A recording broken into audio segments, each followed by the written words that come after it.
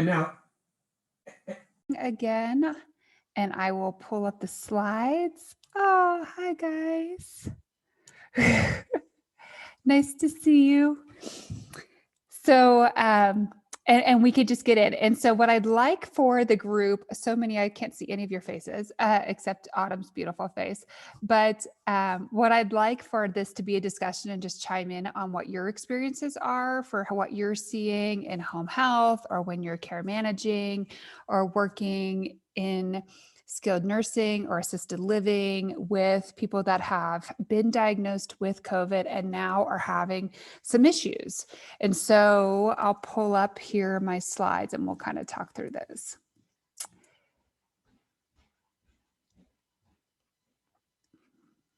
Let me share my screen.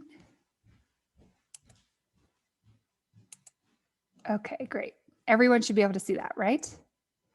And I'm going to move me so I am out of the way and I can just talk. And then if anyone has any comments, if you could at the bottom, just hit the chat or feel free to type into the boxes or just unmute. We're a small group today, so you can absolutely just unmute and start talking. So COVID-19 sequela, which is the long-term effects is what I'm going to be talking about today. What I want to review is just what exactly we've learned from COVID-19 in this year, some of the statistics and the impact that has occurred, how we're kind of picking up now and what that looks like, how you can assess in your own organization for what long-term effects, what are things you should just kind of be on alert for when it comes to patients, and then treatment options. So the impact of COVID, this has been pretty interesting. So this I pulled from the CDC on May 4th. I could be updating this daily because it is the ticker is constantly changing of data coming in. But what we have found was that it impacted 64.4% of the average population that are regularly visiting their general practitioners, which is more than half of the population was impacted by COVID-19, seeing their PCPs in this last year. The government spent $3.92 trillion on COVID. That is not including the additional stimulus packets. This is just on PPE, vaccines, treatment, waivers, adjustments to CMS. I mean, just a huge amount of deficit and spending that our country was hit on for that it'll be interesting to see how we're going to recover from these pieces. The profit margin. Oh, let me see here if I can pull up chat. Oh, there we go. Got it. Thank you, Brittany. Okay, I saw you. Okay, so then for profit margin, we've had in our economy a decrease between 40 and 60% in this last year. About 1/3 of all COVID survivors are reporting some type of long-term effects that they're coping with in one fashion or another, and we'll get to that. And then the count, now granted, these are cases, but the amount of deaths is just huge. I mean, we're looking at in our country alone, and granted, India is having a whole third wave, which is just insane, but we're looking at almost 600,000 people in our country have died from COVID, which is huge, that we can directly attribute.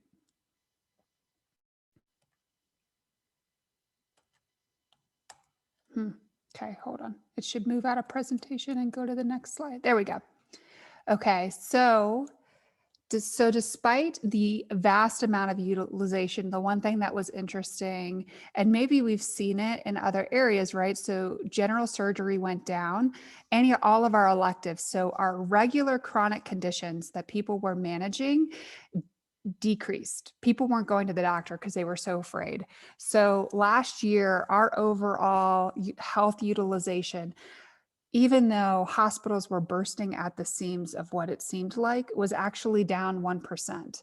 And you can see here that what we found were nursing homes were up 3.5. Hospitals, despite that surge, only had an increase of 0.1%.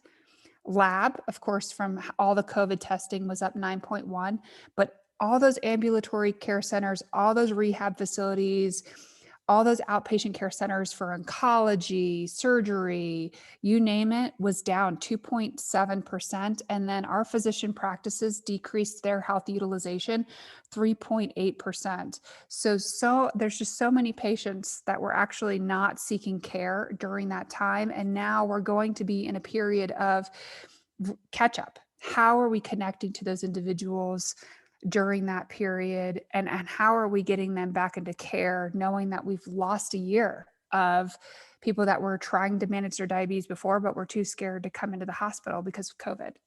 And how much of it was needed and how much of it wasn't needed is another kind of new concept that's come out. So what we've learned in this year is if we treated every patient that came into the hospital as if, let's really be true about, do they need to be here and could they be somewhere else better? We've learned a lot from the value-based purchasing realm with this. So that's been huge avenues for maybe patients actually can be treated via telehealth in an outpatient setting instead of coming to the hospital, or with the waiver of hospital to home, that you can actually provide care for patients in a home hospital setting rather than admitting them to the hospital for surge capacity. So there's a lot of great things that we've learned from this need to outreach and lack of utilization. Is there any thoughts on that from the group? What have you guys kind of experienced or noticed? I mean, did home health go down? Did you have an increase?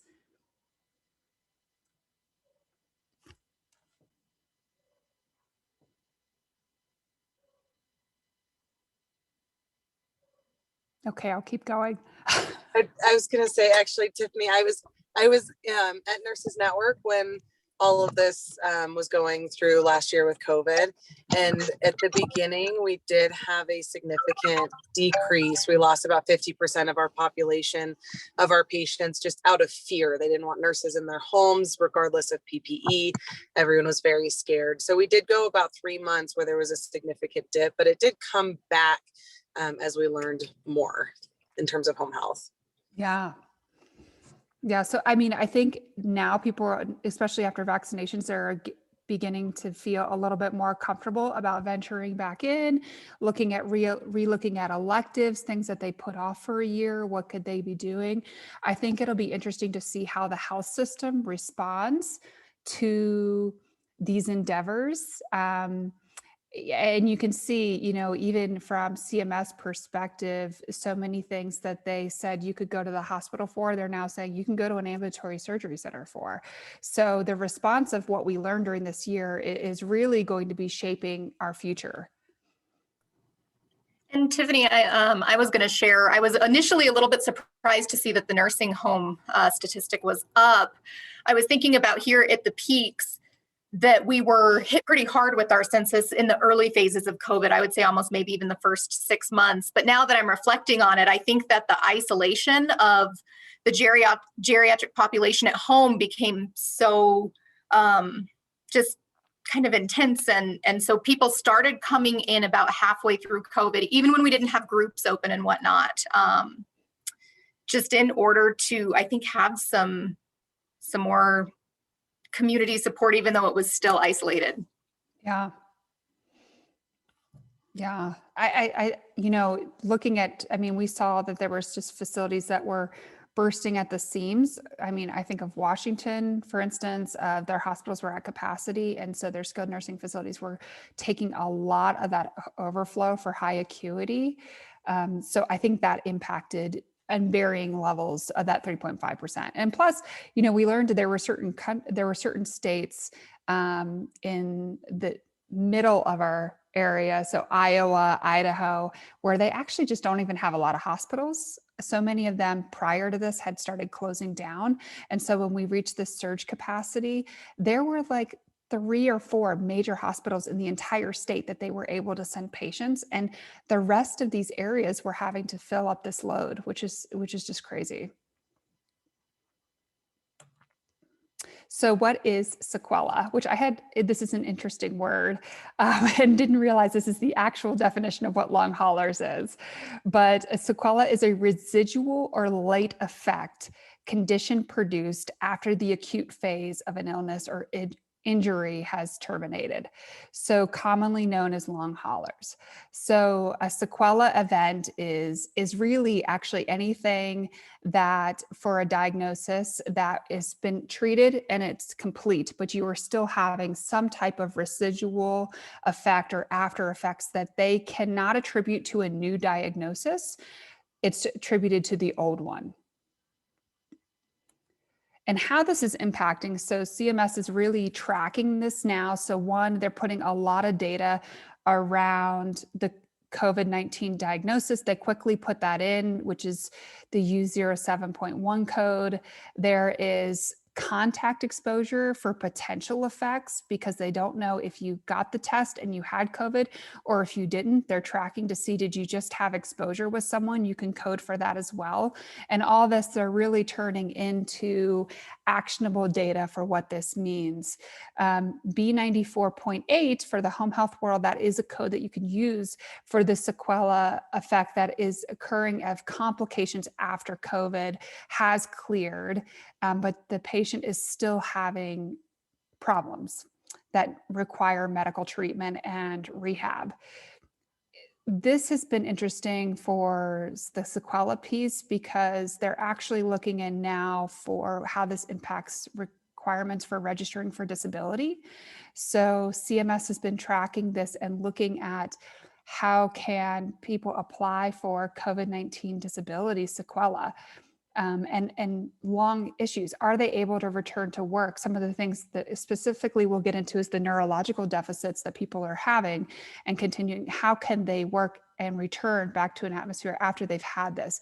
And we just don't know. This is such a new disease that has entered our life so quickly that we really don't understand what the long-term effects when things are going to reoccur are going to happen. And so that's pretty much why they're really wanting to track it and really understand and put some medical treatment and methodology behind this diagnosis. So symptoms that are being identified, mental illness, and I could say, I'm not sure if mental illness was directly attributed to COVID-19, but it was definitely secondarily attributed to it. So we saw for all adults seeking treatment for mental illness, particularly depression and anxiety, was 11% of the general population in 2019. In 2020, it was 40% seeking help. And I think that had a lot to do with how many people were just in isolation and unable to connect with others. Pulmonary, we're seeing persistent shortness of breath, cough, and fatigue. And then from the COVID-19 diagnosis, permanent lung scarring, which they're saying is looking like COPD. So the anticipation, depending on health effects, the lungs, when they look at that, is similar effects for breathing, need for supplemental long-term O2, issues impact if you have a prior history of smoking, and now trying to exert is going to be a long issue for patients, especially our older adult population. Cardiac, we saw persistent chest pain, blood clotting. There was a whole surge of patients that had COVID-19 and then had DVTs in their legs or were having aneurysms. They were having strokes. And so they started giving Lovenox and Coumadin, aspirin right away, quickly learning with any COVID-19 diagnosis, the risk of what this is doing on your heart, overworking. And these long-term cardiovascular complications that patients are having where, they were typically okay seeing their cardiologist and now are having major procedures or major risk factors as a result of the COVID-19, even if the COVID-19 diagnosis wasn't that bad, it's enough that it's somehow impacting the rest of the system, particularly in the cardiac area. Physically, patients were having poor grasping function, decreased muscle strength, and this just kind of chronic fatigue. And there's a neurological study, you'll see on this next slide, of just this brain fog that kind of just continues. So neurologic mentioned that poor concentration, the ability to be able to easily return to work. How do we get back to our prior functioning level of what we're doing? Dizziness, and then post-COVID seizures and strokes. Is this resonating? Have you guys kind of seen this in your area of patients that were having their initial diagnosis and then continued issues? Yeah. I've seen, I actually had an older family member that did not even know he had COVID-19, was fine during that whole phase, did isolation, recovered, but had huge cardiac complications and ended up becoming diabetic after this whole thing because of how much just the after effects ended occurring from the diagnosis. So Yes, in my March, daughter, go ahead. oh, sorry, this is Sherry. Yeah, my daughter is 25 and she is still having effects of COVID also. Yeah, So it can happen in younger people also. Yeah, Sherry, what is she having?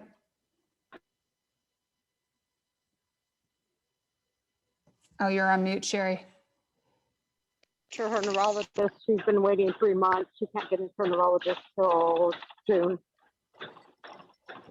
So also patients getting care is an issue for this long haulers. Yeah. That's just my personal. There's so much going on with all of it.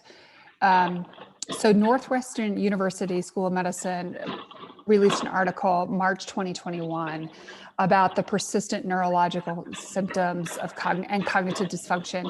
And these are all from patients that were never hospitalized for COVID-19. So they were tracking them on a positive case.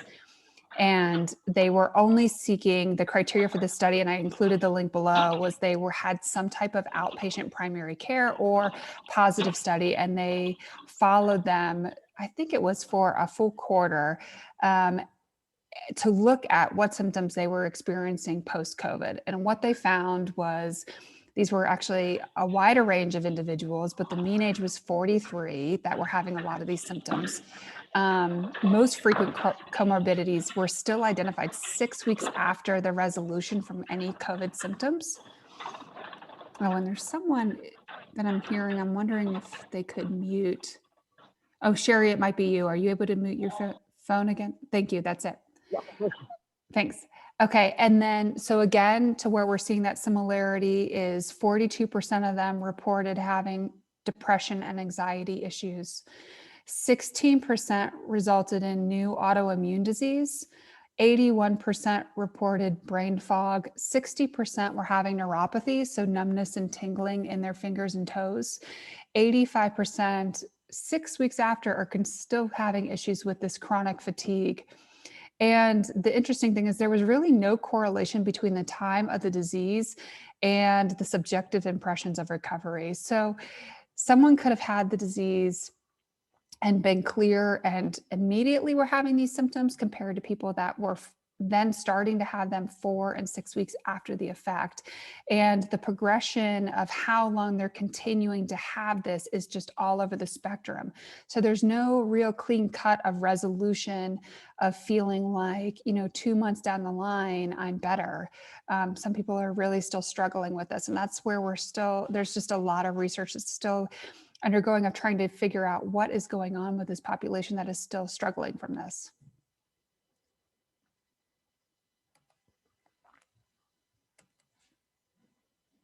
Okay, so how can we assess? And of course, from just assessing in our role, since we're not clinicians, well, we are clinicians, but we're not physicians, is looking at how do we just assess for post-COVID needs. So that's the biopsychosocial pieces. And the main thing is, one, now that COVID, I think so often initially when we were doing treatment, it was easy for us to say and do a basic treatment for COVID, but now we should really be asking have you had COVID in the last year, or have you had an experience of COVID?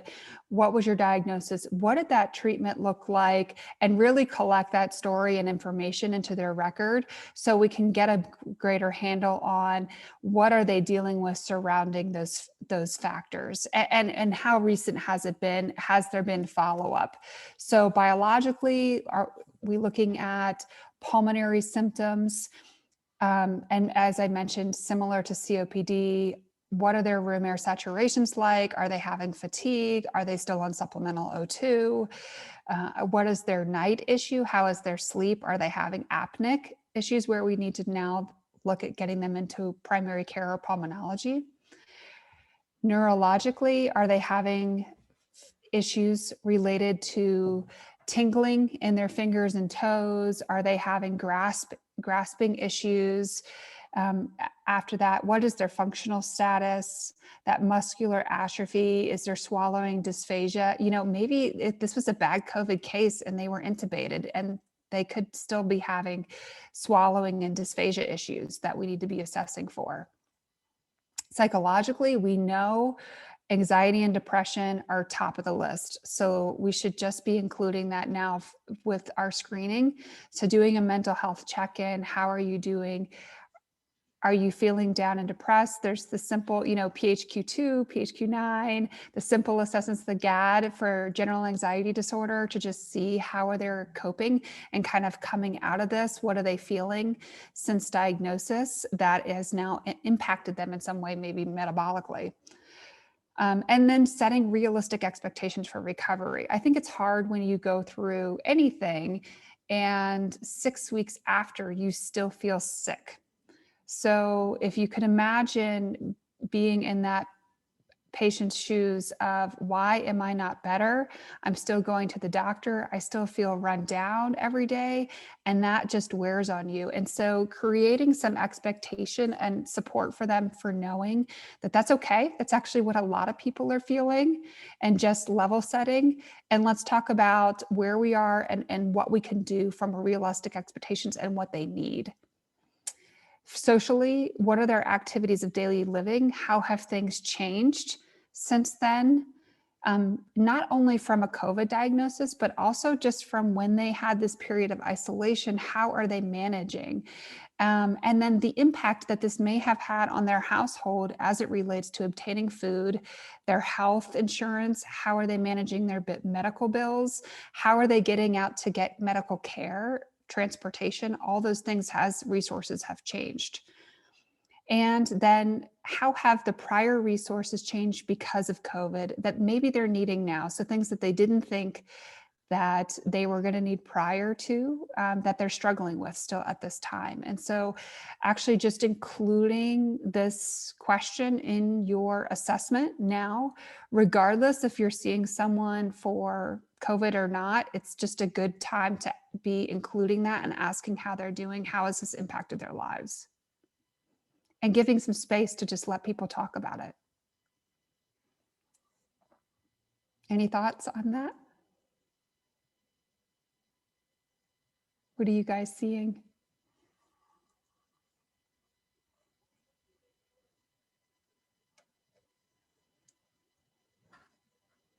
So I can mention in my other world, I do similar health coaching and case management.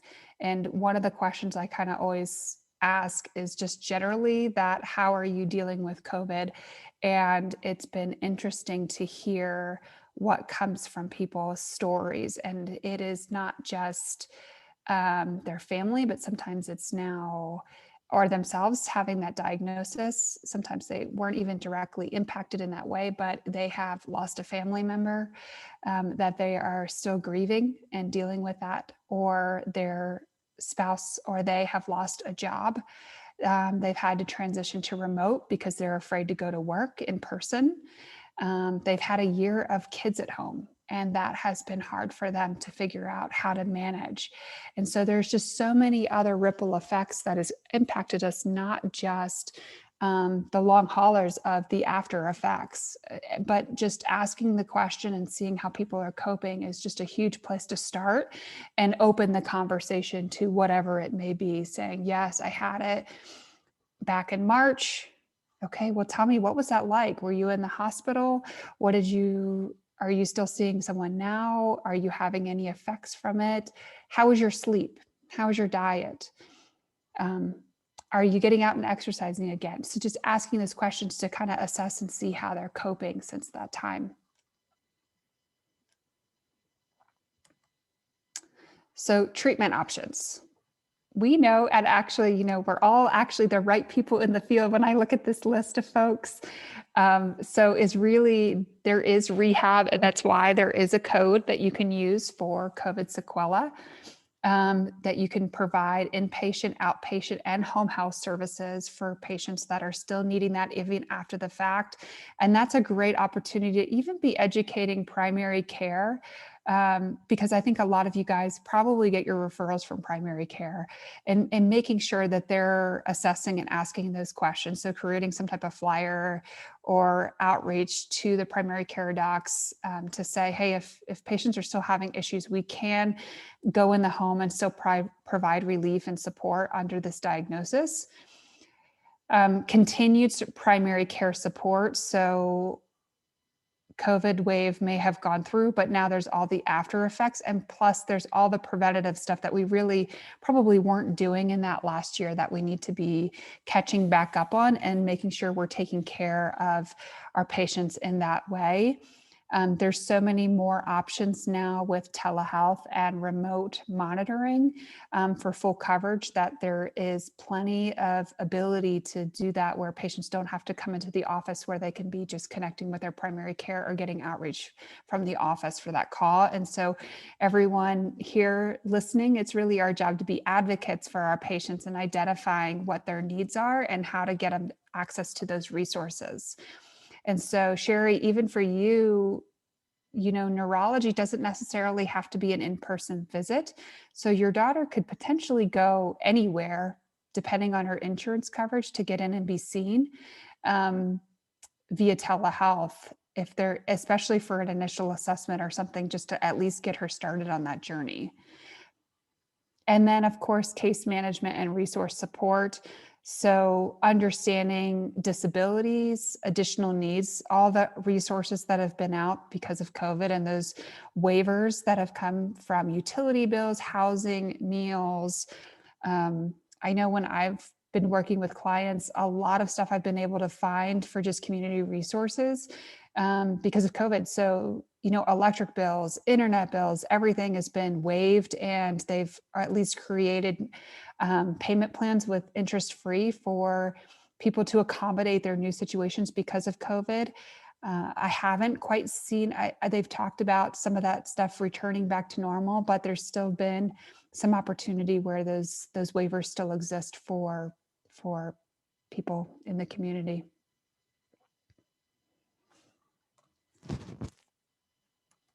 And that's it. Any questions and discussion? That was quick. How are you guys dealing with this? Are you having patients where you've noticed after effects?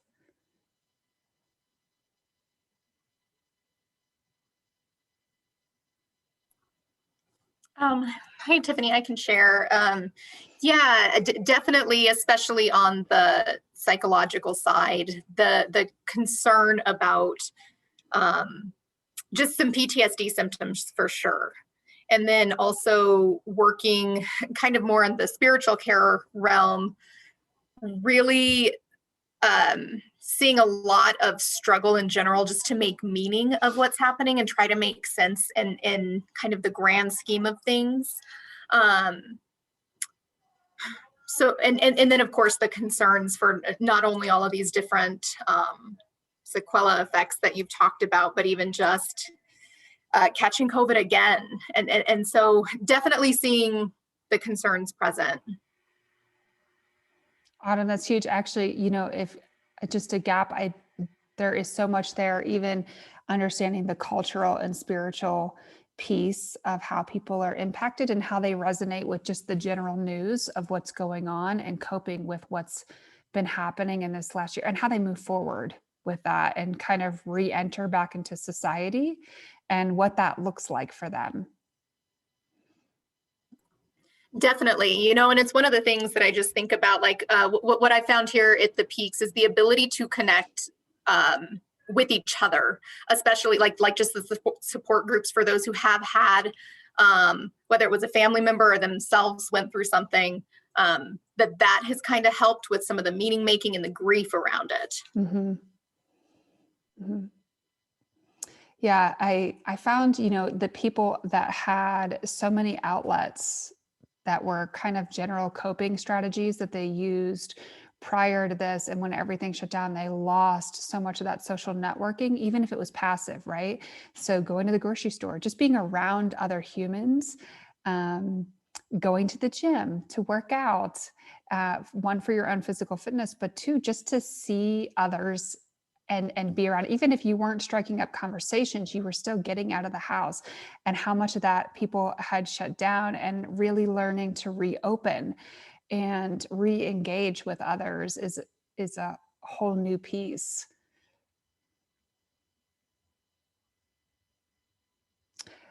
Okay, is there any other questions or comments?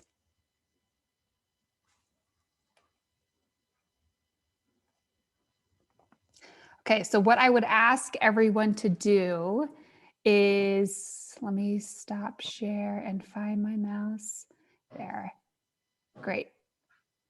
If you could just put in the chat box one takeaway that you have from this lesson.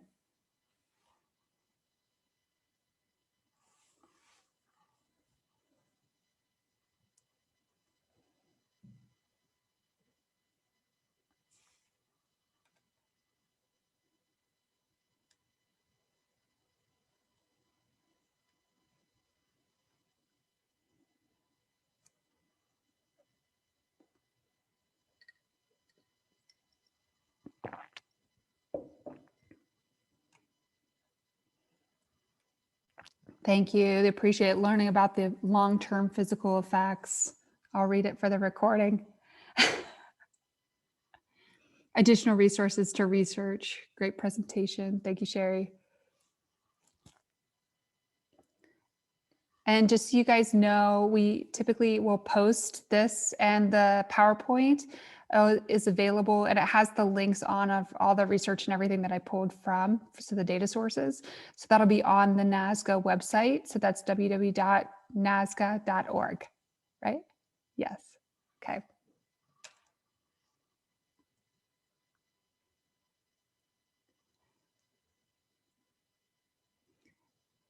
Let's see, this is great. So remembering great information. Remember that people experience ongoing brain fog, and it can make a difference on assessment. Thank you for the wonderful info. Absolutely. All right. Well, thank you guys. You have a great day, and I will give you 20 minutes of your time back. Take care. All right. Thanks, Thank you, Tiffany. Tiffany.